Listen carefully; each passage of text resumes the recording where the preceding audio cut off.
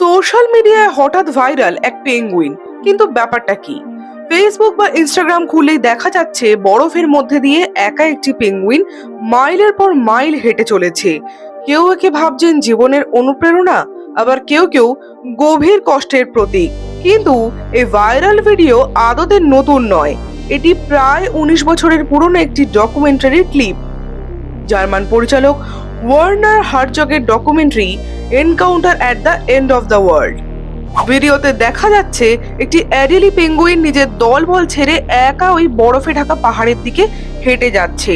তার অন্যান্য সঙ্গী সাথীরা যেখানে জলের দিকে খাবারের সন্ধানে যাচ্ছে, সে একেবারে উল্টো পথে হাঁটছে।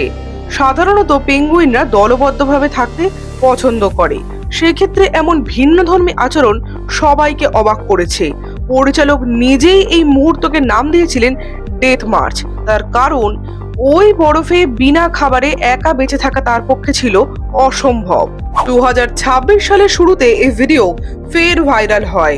এই ভিডিও কারোর কাছে ছিল একলা চলার বার্তা, আবার কারোর কাছে আধুনিক জীবনের মানসিক চাপ এবং একাকিত্ব।